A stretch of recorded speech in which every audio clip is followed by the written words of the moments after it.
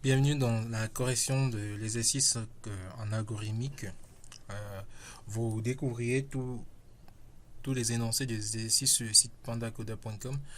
Mais pour que ça soit plus aisé, sous la description, je mettrai directement le lien vers l'exercice pour que ça soit aisé. Donc du coup, concernant cet exercice, donc, voici l'énoncé de l'exercice.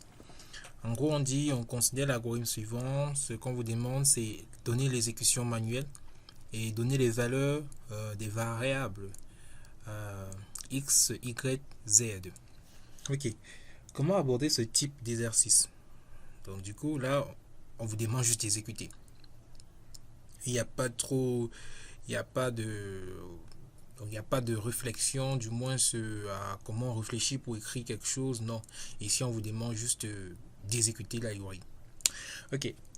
Donc, du coup, ici, pour exécuter cet algorithme, ce qui se passe d'abord, on lit l'algorithme. Donc, on essaye voilà, de lire, c'est-à-dire de lire chaque instruction du corps de l'algorithme, à l'intérieur du corps de l'algorithme. Ok. Après avoir lu l'algorithme, l'idée c'est de faire quoi? L'idée, on sait qu'on a trois variables. Trois variables, c'est-à-dire trois variables impliquent trois emplacements mémoire dans la mémoire. Donc, trois cases pour stocker les valeurs des variables. Donc, première instruction, on a la valeur x qui prend 5. La valeur x qui prend 5. Donc, la valeur de x, elle aura 5. Donc, ça, c'est la première instruction. Ça correspond à la première instruction. Seconde instruction, on a y qui prend 10. Donc là, on ne fait rien de sorcier. C'est tout. Nous sommes juste en train d'exécuter manuellement, comme une machine en fait. On exécute l'algorithme comme une machine. Et c'est généralement ça. Quand vous avez votre algorithme, en fait, vous devez l'exécuter pour une première fois pour voir si ça marche. Et si vous êtes rassuré que votre algorithme marche, eh bien, ce qui se passe, c'est quoi? Vous allez le donner à une autre personne pour que la personne l'exécute aussi. Donc, la façon d'exécuter que vous allez exécuter, elle est proche de l'humain, dans le sens où vous allez essayer de vouloir rectifier les erreurs.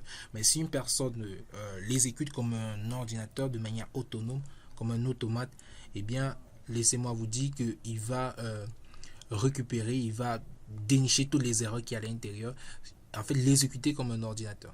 Donc, c'est un petit peu ça. Donc, deuxième instruction, Y prend 10. Vous voyez, là, le contenu de Z est toujours vide. Z a son emplacement en mémoire. En fait, au départ, quand on déclare les variables, elles ont des emplacements mémoire. Maintenant, le problème, c'est que quoi? Elles sont vides. Les emplacements mémoire, les cases sont vides. C'est un petit peu comme des maisons. X a sa maison, Y a sa maison, Z a sa maison. Présentement, à la première ligne, X avec. Il y a 5 qui est venu se nicher, se placer dans la maison de X. Après, deuxième instruction, 10 est venu se placer dans la maison de Y. Troisième instruction, là, on dit 2 fois X moins Y. Alors, la multiplication a priorité sur la soustraction. Ce qui fait donc quoi? Ce qui fait donc qu'on a 2 fois 5. 2 fois 5, ça fait 10. 2 fois 5, 10 moins 10. Moins Y en gros. Pourquoi? Parce que Y vaut 10. Donc du coup, le contenu de Z de 1 bien sera tout simplement 0.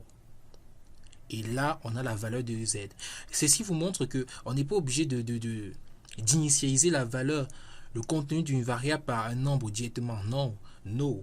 On peut directement le faire en passant par des autres variables, c'est-à-dire en passant par le contenu d'autres variables. Ok, on continue avec la prochaine instruction. La prochaine instruction, on dit Y reçoit moins 6. C'est-à-dire Z reçoit Y moins 6. En gros, Z va recevoir 10 moins 6. Allez, 10 moins 6, c'est 4. Donc là, on prend le contenu de, de, de, de Y, on vient le soustraire à 6 pour donner un nouveau contenu à Z. Et ce qui fait que quoi? Ce qui fait que Z aura la valeur 0.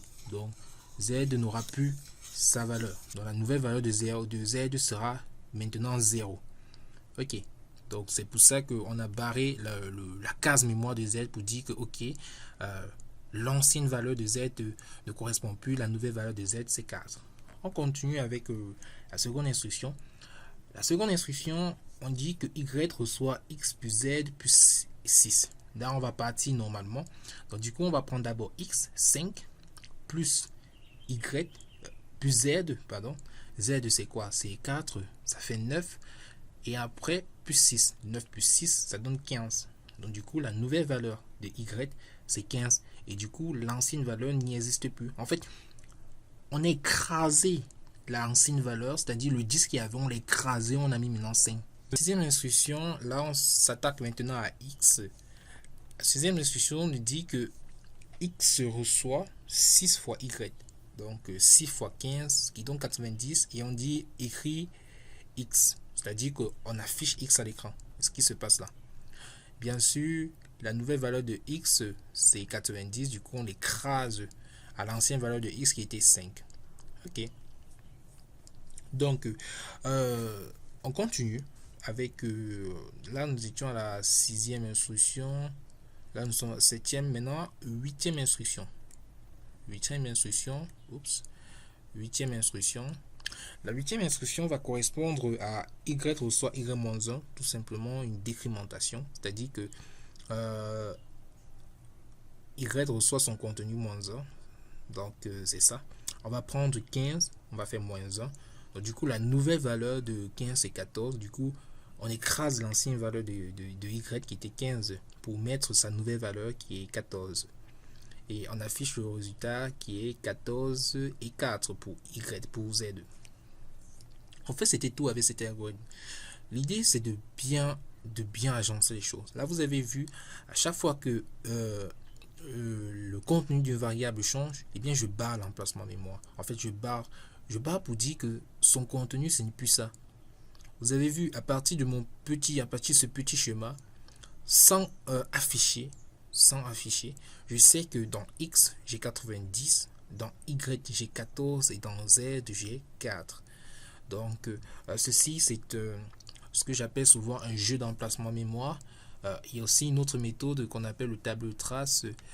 Ceci est plus en forme d'un tableau.